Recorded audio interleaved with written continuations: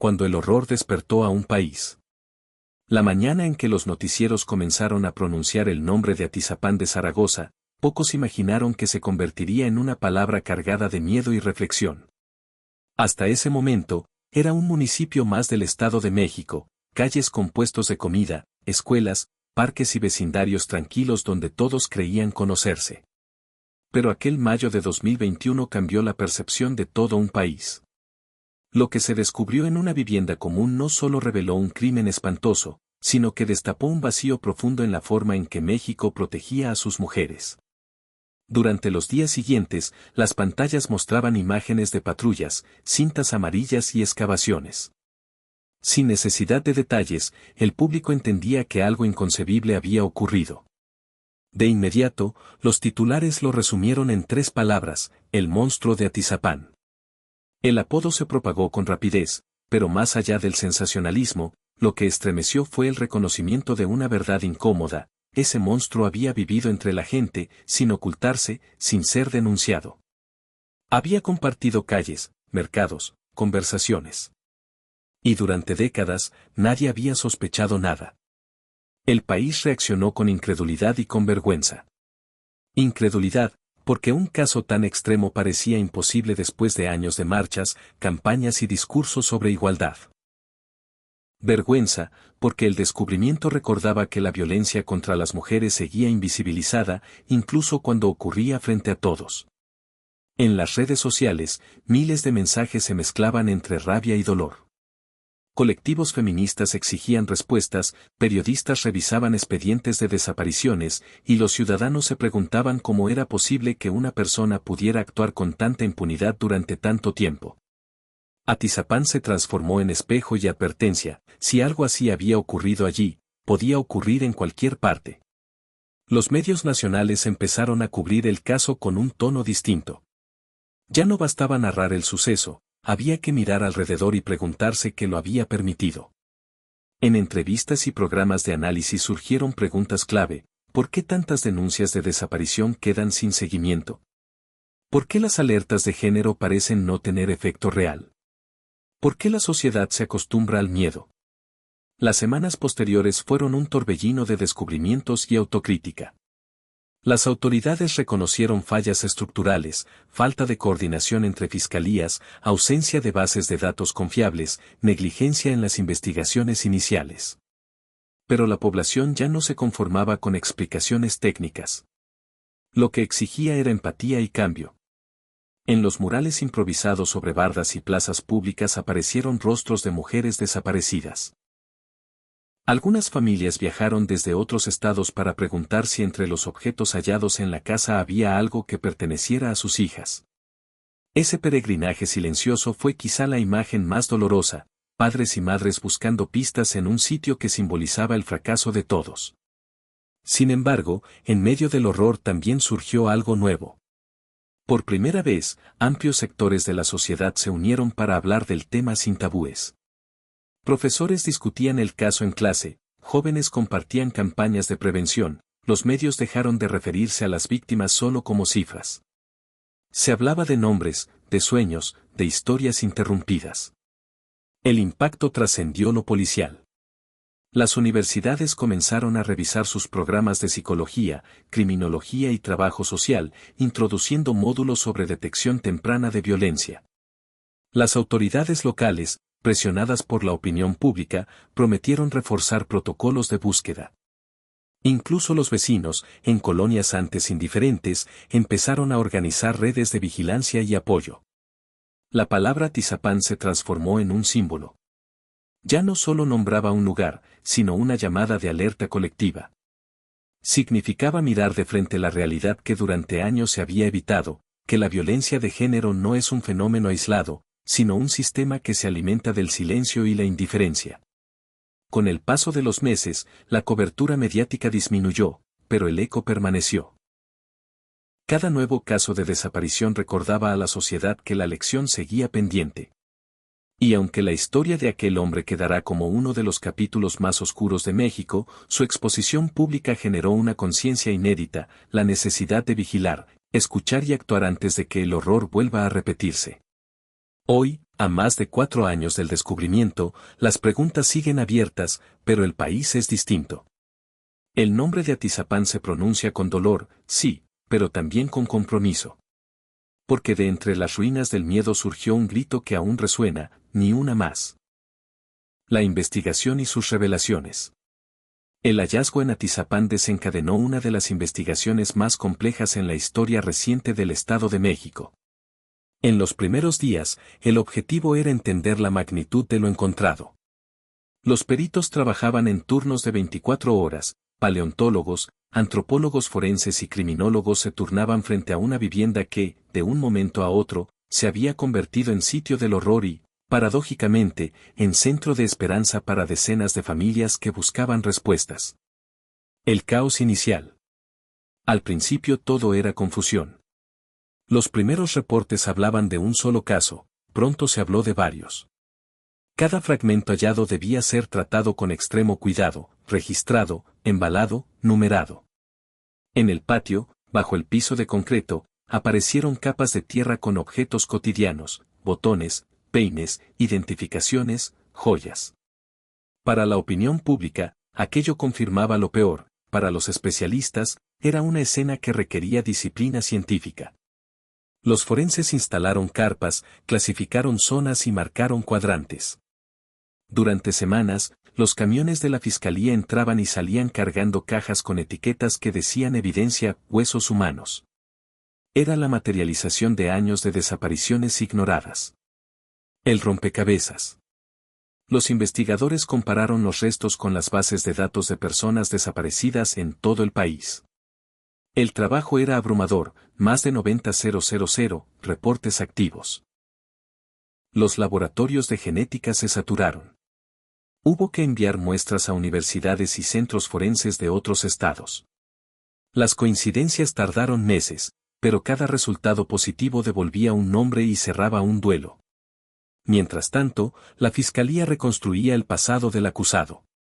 Revisaron denuncias archivadas, testimonios olvidados, rumores vecinales. Descubrieron un patrón de impunidad. Varias mujeres habían desaparecido en la zona durante los años 92.000, pero los expedientes dormían en archiveros. En algunos ni siquiera se había tomado declaración a los familiares. Esa omisión institucional fue quizá la revelación más dolorosa, el sistema había fallado mucho antes del crimen final. Fallas estructurales. El caso puso en evidencia un problema sistémico. Las fiscalías estatales trabajan con recursos limitados, escaso personal y enormes cargas de trabajo. La coordinación entre estados es deficiente, las bases de datos no dialogan entre sí y la cadena de custodia suele romperse. En Atizapán, cada una de esas deficiencias quedó al descubierto. Las conferencias de prensa se volvieron diarias. Funcionarios hablaban de errores humanos y falta de comunicación, pero la sociedad escuchaba otra cosa, negligencia. Por primera vez, la presión pública obligó a reabrir más de 100 casos de desaparición en la región. La mirada internacional. Organismos de derechos humanos y medios extranjeros comenzaron a cubrir el caso. Reporteros de Francia, Reino Unido y Estados Unidos llegaron al municipio. En sus crónicas coincidían en un punto: el horror de Atizapán no era un hecho aislado, sino un reflejo del contexto mexicano. Naciones Unidas y Amnistía Internacional publicaron comunicados instando al Estado a fortalecer los mecanismos de búsqueda y protección de mujeres. La presión mediática funcionó como catalizador.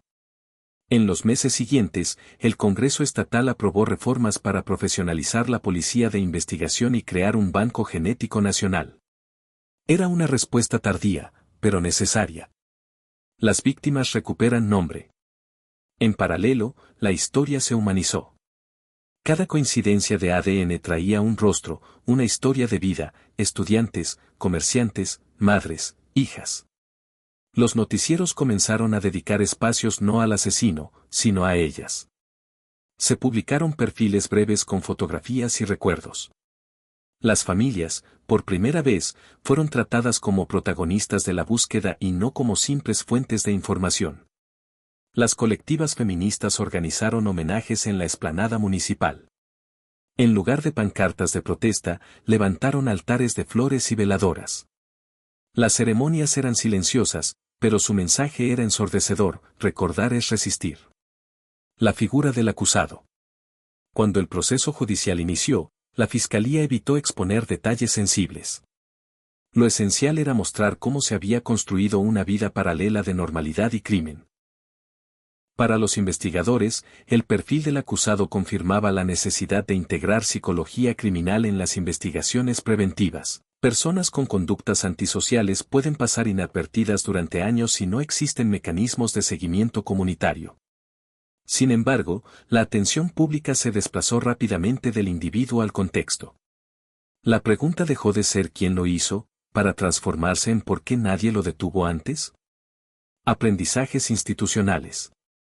En las reuniones del Gabinete de Seguridad se repitió la misma consigna: no basta con reaccionar, hay que prevenir. A partir de 2022, se implementaron protocolos que obligan a investigar desapariciones desde las primeras 24 horas. También se creó una base de datos digital con información compartida entre fiscalías. Cada una de esas medidas llevaba, implícitamente, la marca de Atizapán. Universidades y asociaciones civiles ofrecieron talleres a policías, jueces y ministerios públicos. Se discutieron sesgos de género, atención a víctimas y comunicación con familias. Las autoridades reconocieron que la indiferencia institucional había sido cómplice. El periodismo y la sociedad. El papel del periodismo fue determinante. Medios locales, que tradicionalmente dependían de comunicados oficiales, comenzaron a investigar por cuenta propia. Jóvenes reporteras documentaron testimonios de vecinas, reconstruyeron líneas del tiempo y exigieron transparencia. Sus trabajos ganaron premios nacionales y cambiaron la forma en que los medios cubren la violencia, con sensibilidad, sin morbo y centrados en la víctima. En redes sociales, el hashtag #Justicia para Todas unió a miles de usuarios. Lo que inició como una reacción de indignación se convirtió en un movimiento digital de educación y prevención. Psicólogas, abogadas y activistas compartían recursos para identificar señales de riesgo y rutas de ayuda. La dimensión humana. Entre tanta investigación y burocracia, la gente del barrio también cambió. Las vecinas que antes apenas se saludaban comenzaron a organizar rondas de vigilancia y grupos de apoyo. Los padres hablaban con sus hijas sobre seguridad y confianza. El miedo se transformó lentamente en conciencia comunitaria. Esa fue una de las revelaciones más valiosas: cuando la sociedad se involucra, la impunidad pierde terreno. Atizapán demostró que la seguridad no depende solo de patrullas, sino de vínculos sociales fortalecidos. Cierre de la investigación.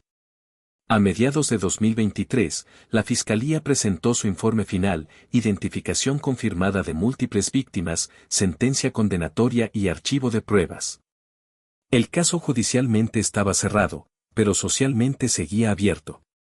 Cada nueva desaparición en México reavivaba la memoria de Atizapán como advertencia de lo que ocurre cuando se ignoran las alertas tempranas. El proceso dejó 3 lecciones fundamentales. La necesidad de creerle a las familias desde el primer día, la urgencia de profesionalizar la investigación forense y la importancia de la empatía como política pública. Más allá del expediente. Cuando se selló la casa y comenzaron los planes para su demolición, muchos pensaron que con eso se cerraba un ciclo. No fue así. El terreno se convirtió en espacio de memoria, una placa recuerda a las víctimas y a las familias que no dejaron de buscar. Cada aniversario, activistas y vecinos encienden veladoras y repiten la promesa colectiva: que no vuelva a pasar. La investigación en Atizapán no solo descubrió un crimen, reveló un país que aprendía a mirarse a sí mismo. Las grietas que expuso, falta de empatía, desconfianza institucional, indiferencia social, siguen presentes, pero ahora son visibles.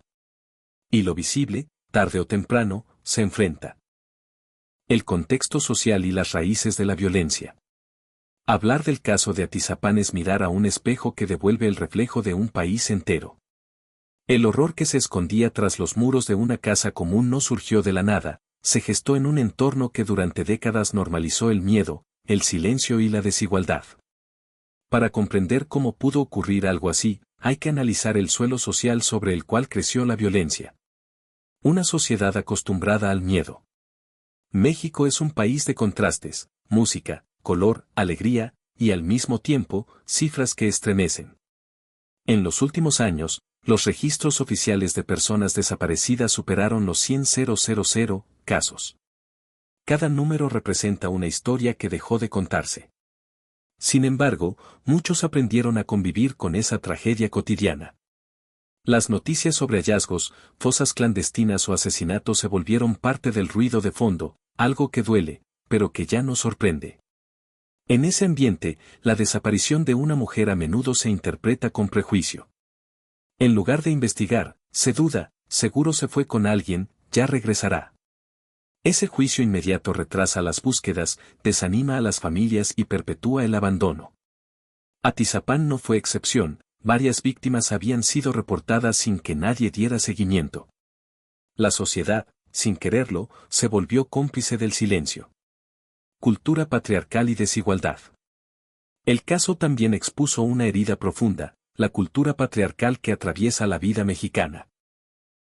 En muchos hogares persisten ideas que colocan a la mujer en posición de dependencia o culpa. Esa visión distorsionada normaliza el control, la desconfianza y la violencia. Cuando una mujer desaparece, la conversación gira en torno a su conducta, no a su agresor. Organizaciones feministas llevan décadas señalando ese problema. No se trata solo de leyes, sino de educación, de lenguaje, de modelos familiares.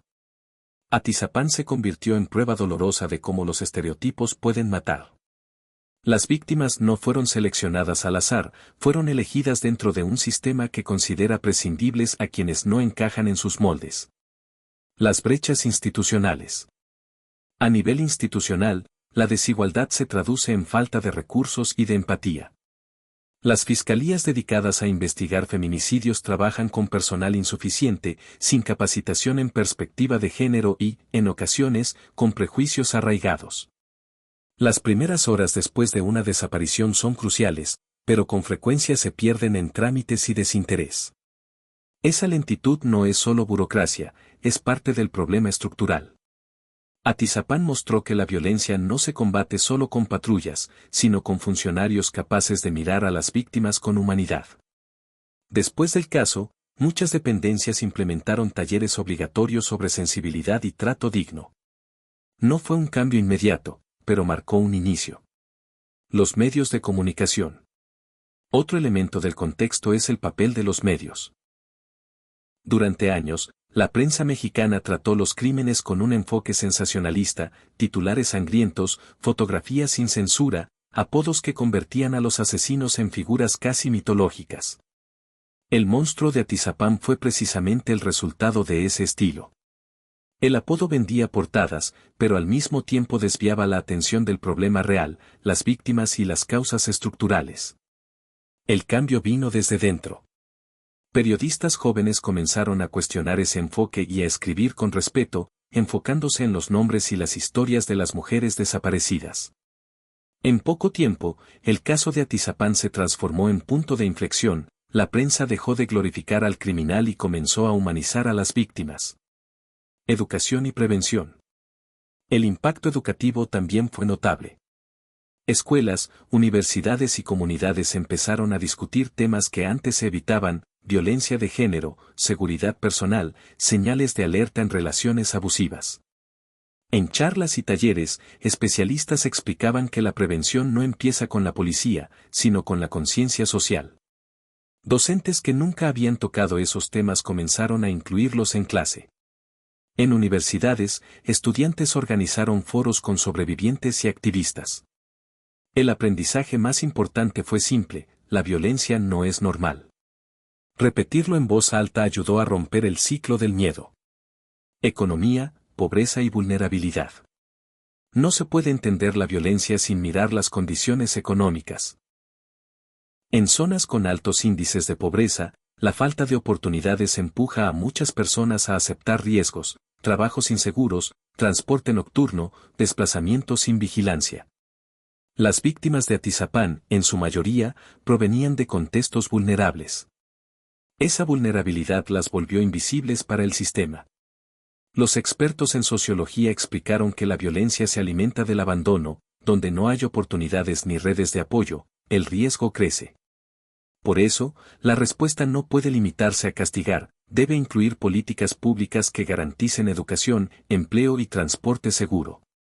Las raíces de la impunidad. La impunidad es quizás la raíz más profunda.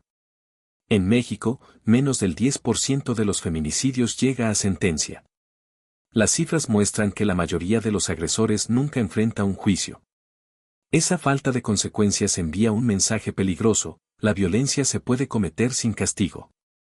Atizapán rompió parcialmente ese ciclo porque el caso se volvió mediático, pero miles de otros no llegan a ese punto.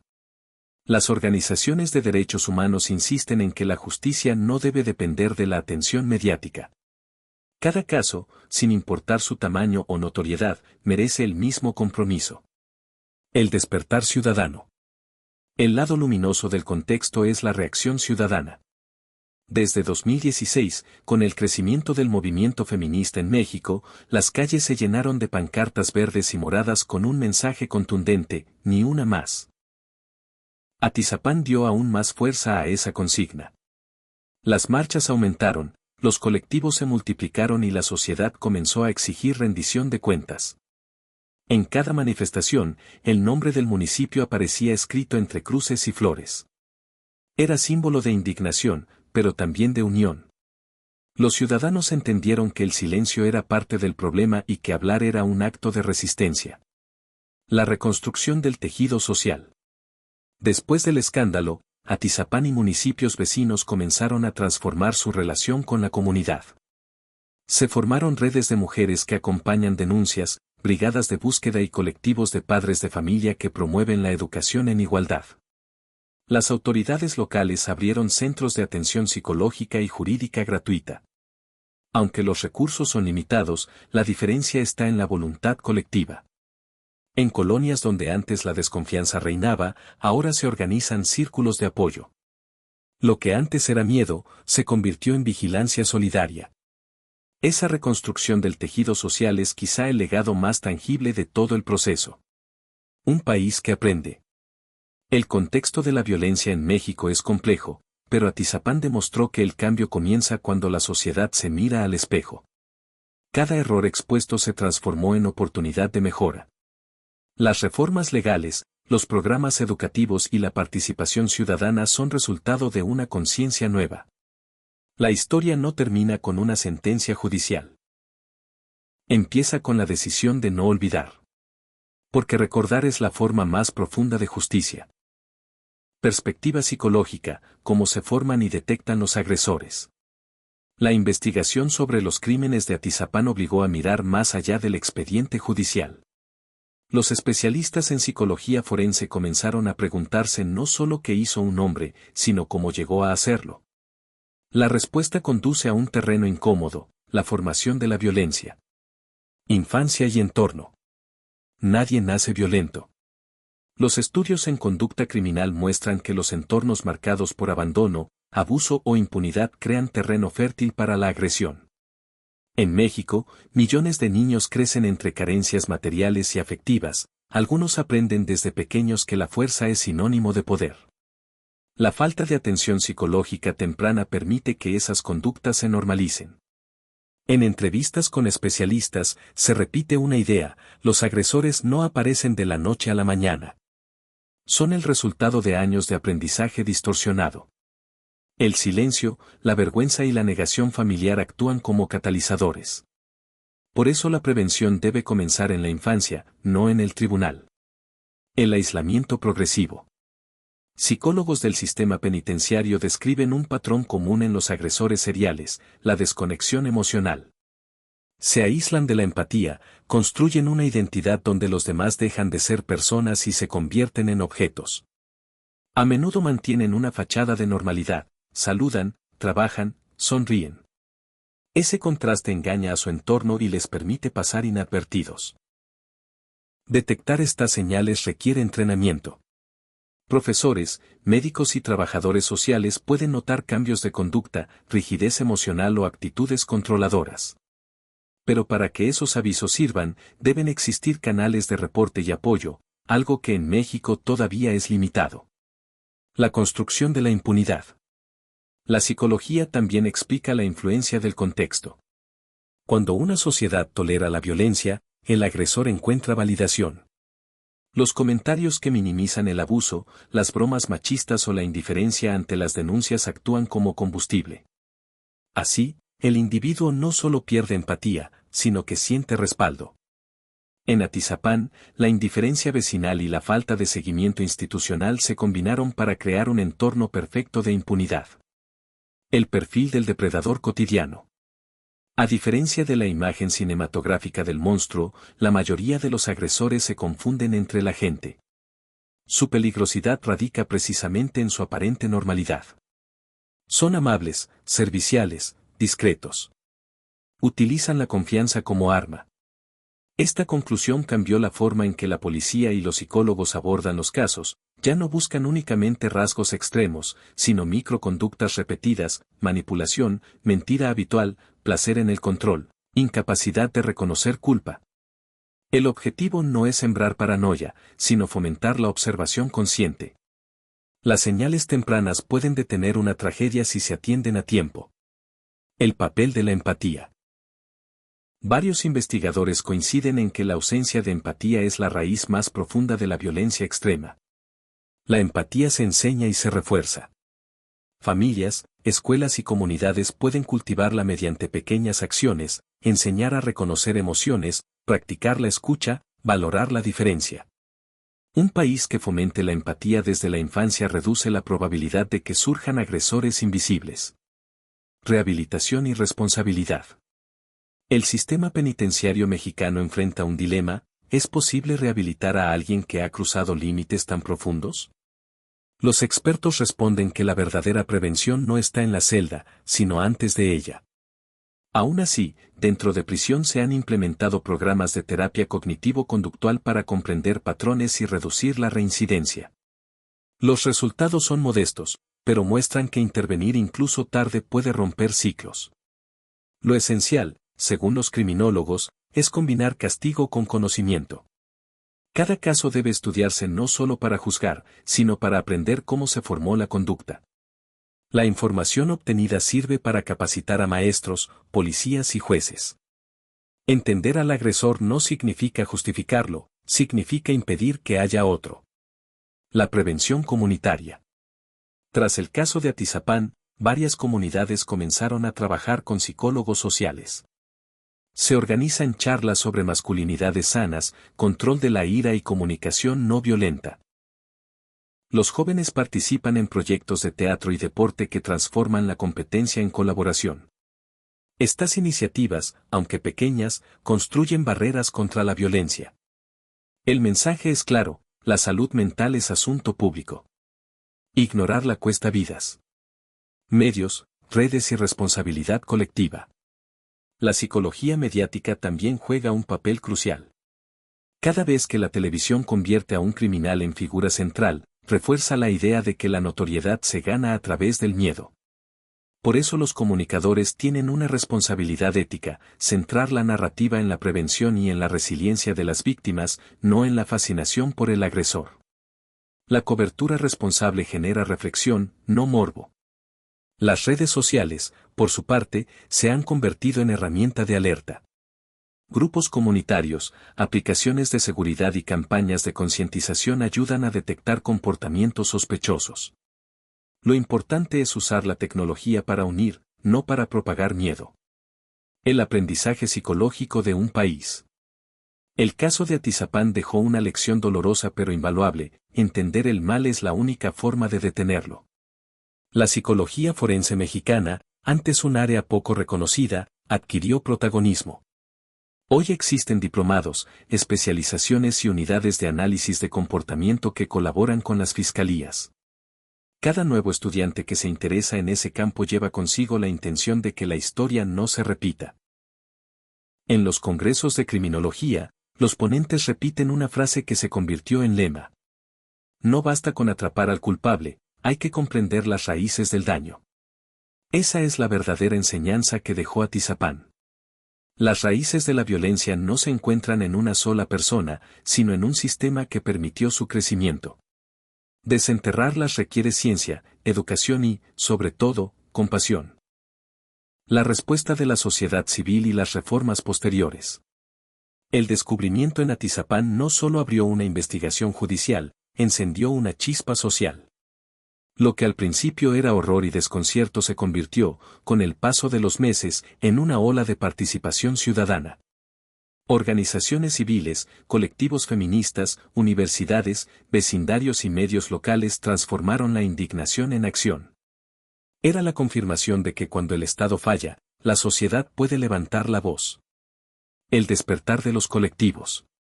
Desde los primeros días, los colectivos de búsqueda, integrados en su mayoría por madres, acudieron a Atizapán para ofrecer apoyo. Llegaron con palas, guantes y carteles de sus hijas desaparecidas. Su presencia simbolizaba algo más que dolor, mostraba la unión entre quienes comparten la misma herida. En pocos meses, estos grupos lograron coordinarse con las autoridades y establecer protocolos de acompañamiento en excavaciones y peritajes. El caso visibilizó su trabajo. Antes del 2021, los colectivos actuaban casi en el anonimato, después, se convirtieron en actores clave.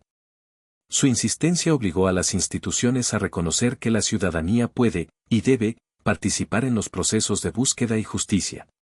Movilización nacional. Las marchas del 8 de marzo de 2022 fueron las más concurridas de la década. En pancartas moradas y verdes se leía una consigna nueva: Atizapán no se olvida. En cada ciudad, el nombre del municipio se transformó en sinónimo de resistencia. Mujeres de todas las edades portaban velas encendidas y fotografías. No pedían venganza, sino empatía, memoria y seguridad. Las marchas tuvieron un efecto multiplicador.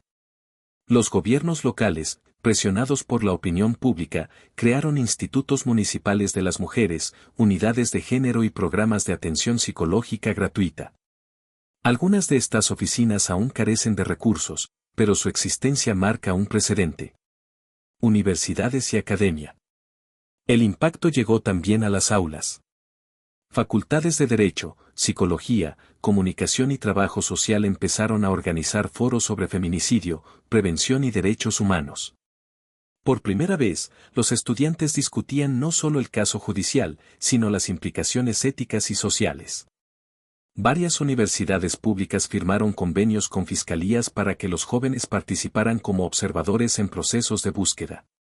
Esa colaboración permitió un aprendizaje doble: los estudiantes aportaban energía e ideas frescas, las instituciones, experiencia y rigor. Así nació una nueva generación de profesionales con sensibilidad social. Periodismo con perspectiva. El caso cambió también el modo de hacer periodismo. En lugar de repetir titulares sensacionalistas, los medios comenzaron a adoptar la perspectiva de género en sus coberturas. Se priorizó la voz de las familias, la contextualización y la verificación de datos. Las redacciones crearon manuales de ética para evitar la revictimización. Programas documentales, podcast y reportajes largos ayudaron a explicar por qué Atizapán era más que un crimen, era un síntoma nacional. En paralelo surgieron medios independientes liderados por mujeres periodistas. Su trabajo se centró en acompañar a las familias y en visibilizar historias que antes no tenían espacio. El periodismo mexicano aprendió que informar también puede sanar. Reformas legales. La presión ciudadana alcanzó al Congreso. En 2022 se discutió y aprobó una reforma para crear el Banco Nacional de Datos Genéticos de Personas Desaparecidas, proyecto que llevaba años detenido. Esta base permite comparar restos y denuncias en tiempo real, acortando los tiempos de identificación. También se fortaleció la Ley General de Acceso de las Mujeres a una Vida Libre de Violencia. Se establecieron sanciones más severas para funcionarios que ignoren denuncias y se creó la figura de alerta comunitaria. Cuando desaparece una mujer, las autoridades locales deben activar mecanismos de búsqueda inmediata. Los cambios no resuelven todo, pero significan un paso hacia la responsabilidad institucional. Cada artículo reformado lleva implícito el eco de Atizapán. Redes de apoyo vecinal. En las colonias del municipio, la gente decidió no esperar al gobierno. Se formaron redes de vecinas que comparten rutas seguras, horarios y contactos de emergencia. En plazas y mercados se colocaron carteles con teléfonos de ayuda. Las iglesias abrieron espacios de diálogo y contención emocional. Los comerciantes donaron cámaras para instalar en puntos vulnerables. Pequeños gestos cotidianos, acompañar a alguien de noche, compartir un número, denunciar ruidos extraños, comenzaron a reconstruir la confianza. Donde antes reinaba el silencio, ahora hay comunicación. Esa es la verdadera transformación, el miedo ya no paraliza, une. Arte y memoria. El arte se convirtió en vehículo de sanación. Pintores, fotógrafos y colectivos culturales realizaron murales con los rostros de las víctimas y frases que invitan a recordar. En el antiguo terreno donde se encontraba la casa del crimen, artistas locales crearon un memorial ciudadano, un jardín con flores moradas y un mural que dice nunca más invisibles. Cada año, en mayo, se organiza una jornada cultural llamada Luz por Ellas, donde se presentan obras de teatro, música y poesía. Es un evento de duelo, pero también de vida. El mensaje es claro, transformar el dolor en arte es una forma de resistencia. Cooperación internacional. El impacto del caso trascendió fronteras. Organismos internacionales ofrecieron asesoría técnica y fondos para fortalecer los mecanismos de búsqueda. Expertas de América Latina compartieron metodologías sobre registro de feminicidios y atención a víctimas. En menos de 2 años, México pasó de ser observado con preocupación a ser ejemplo de cómo la presión social puede generar reformas concretas. Cambios en la percepción colectiva. Quizá el efecto más profundo fue cultural. Antes, muchas personas consideraban que la violencia de género era un asunto privado. Después de Tizapán, se entendió que es un problema público. En las conversaciones familiares se empezó a hablar de límites, respeto y consentimiento. En la televisión, las telenovelas incluyeron personajes femeninos más complejos. En las escuelas, los niños aprendieron a reconocer y expresar emociones. El lenguaje también cambió. Expresiones que antes pasaban inadvertidas, así son los hombres, no fue para tanto, comenzaron a ser cuestionadas. La sociedad aprendió que las palabras pueden proteger o lastimar. Lecciones políticas. El caso obligó a los gobiernos locales a revisar sus estructuras. Muchos municipios designaron enlaces de género en sus administraciones y destinaron presupuesto a refugios y centros de atención. Aunque persisten fallas, el reconocimiento del problema es un avance. En los debates públicos ya no se niega la existencia de la violencia de género, se discute cómo enfrentarla. El nombre de Atizapán se convirtió en argumento en cada sesión legislativa, recordatorio de que la indiferencia cuesta vidas. La resiliencia de las familias. Nada de esto hubiera sido posible sin las familias. Su constancia mantuvo vivo el tema cuando la atención mediática se desvanecía. Madres que antes caminaban solas comenzaron a liderar redes nacionales de apoyo. Convirtieron el dolor en motor de cambio, participando en foros, parlamentos abiertos y capacitaciones a policías. Algunas recibieron reconocimiento público, otras prefirieron el anonimato. Todas comparten el mismo propósito, que ninguna familia vuelva a pasar por lo mismo. Esperanza en la nueva generación. 5 años después del hallazgo, se percibe una generación distinta. Jóvenes que crecieron viendo marchas y escuchando historias de búsqueda han desarrollado una sensibilidad especial hacia la justicia social. En universidades y colectivos, las discusiones sobre equidad y derechos humanos son constantes. No temen señalar abusos ni exigir transparencia. Esa energía juvenil es la mejor garantía de que Atizapán no se repetirá. El legado de una tragedia. El caso marcó un antes y un después en México. Las instituciones aprendieron a escuchar, la ciudadanía descubrió su poder y el país entero entendió que la justicia no puede depender de la suerte ni del escándalo. Aun cuando persisten problemas, el proceso transformó la cultura política y social. El legado de Atizapán no es solo dolor. Es la prueba de que incluso desde la oscuridad puede surgir un movimiento capaz de cambiar leyes, actitudes y corazones.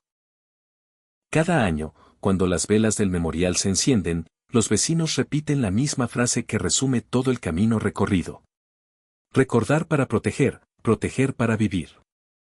Durante años, nadie imaginó que, detrás de las paredes de una casa común en el Estado de México, se escondía una de las historias más oscuras de nuestro tiempo. Una historia que cambiaría la forma en que el país mira la violencia, la justicia y a sí mismo. Era mayo de 2021. El municipio de Atizapán de Zaragoza despertó con la noticia que pronto recorrería el mundo. Bajo una vivienda común, los investigadores hallaron restos humanos, objetos personales y pruebas que revelaban décadas de desapariciones. No era solo un crimen. Era el reflejo de un sistema entero que había aprendido a convivir con el silencio. Las primeras horas fueron caóticas. Policías, peritos y vecinos miraban incrédulos cómo se transformaba una casa cualquiera en una escena del horror. Pero lo que más estremecía no era el hallazgo, sino el reconocimiento de que el agresor había vivido entre ellos. Durante años, saludó, conversó, compartió calles y mercados. Era uno más. Nadie sospechó nada. Los medios lo bautizaron con un apodo que aún causa escalofríos. Pero detrás del morbo, el país entendió algo más profundo, que la indiferencia también mata. En cuestión de días, Atizapán dejó de ser un punto en el mapa y se convirtió en un espejo. El hallazgo reveló una verdad dolorosa: México llevaba años conviviendo con la desaparición, con la impunidad, con el miedo. Y lo había hecho en silencio. Las familias comenzaron a llegar desde distintos estados. Traían fotografías, nombres, esperanzas. Buscaban en aquel terreno cualquier señal de sus hijas. El llanto y la fe se mezclaban con la tierra. Los periodistas dejaron de contar cifras y empezaron a contar historias. Las víctimas dejaron de ser anónimas. Eran mujeres con sueños, con familia, con futuro. El país entero se detuvo, y por primera vez, escuchó. La investigación destapó un entramado de omisiones, expedientes olvidados, denuncias sin respuesta, autoridades que no escucharon. En oficinas grises reposaban carpetas de mujeres desaparecidas. Algunas llevaban más de 20 años sin movimiento. El descubrimiento de Atizapán obligó a abrirlas una por una. Fue un golpe de realidad. El crimen no había ocurrido en la oscuridad total, sino bajo la luz de la indiferencia. Las fiscalías reconocieron fallas, los medios su responsabilidad y la sociedad, su silencio. Atizapán se convirtió en sinónimo de despertar. Para entender cómo fue posible, había que mirar más allá del caso. México es tierra de contrastes, música y dolor, belleza y miedo. Cada día desaparecen mujeres y, sin embargo, la costumbre nos vuelve ciegos. En muchos hogares, la violencia se disfraza de costumbre, el control de amor, la desigualdad de tradición. Durante décadas, se enseñó a callar, a no molestar, a sobrevivir. Pero Atizapán rompió el ciclo. Por primera vez, la sociedad se atrevió a mirarse sin excusas. Las marchas llenaron las calles, las universidades abrieron foros, las familias, antes aisladas, comenzaron a unirse. La consigna era clara. Ni una más. Psicólogos y criminólogos se reunieron para comprender. ¿Cómo se forma un agresor? ¿Cómo pasa a alguien de ser vecino a convertirse en amenaza? Los expertos fueron tajantes: la violencia se aprende, se hereda y se cultiva en entornos donde el dolor no tiene nombre y la empatía no se enseña. El aislamiento, el abuso y la impunidad crean un círculo que se repite generación tras generación. Cuando el entorno no corrige, el daño crece. Por eso la prevención no empieza en los tribunales. Empieza en casa, en la escuela, en la manera en que hablamos del respeto, del poder, del amor. Atizapán obligó al país a mirar la salud mental como tema público, a entender que la violencia no se detiene con miedo, sino con educación emocional. El dolor se transformó en acción. Las madres que antes buscaban solas comenzaron a reunirse. Las colectivas feministas organizaron marchas, campañas, refugios. Vecinos formaron redes de apoyo. Los mercados instalaron carteles de ayuda. Las iglesias ofrecieron espacios de contención. Por primera vez, la comunidad comprendió que la seguridad es una tarea colectiva. En 2022, el Congreso aprobó reformas. Se creó un Banco Nacional de ADN, protocolos de búsqueda inmediata y sanciones para funcionarios negligentes. Nada devolvería lo perdido, pero cada ley nueva era una promesa, que nadie más sería ignorado. El periodismo también cambió. La prensa aprendió que las palabras pueden sanar o destruir, que detrás de cada nota hay una historia humana. Dejó de hablar de monstruos y empezó a hablar de responsabilidades. Dejó de mostrar violencia y comenzó a mostrar prevención. Hoy los reporteros recuerdan una frase nacida de esa experiencia: contar sin dañar. Esa frase se convirtió en código ético y en una nueva forma de mirar el dolor con respeto.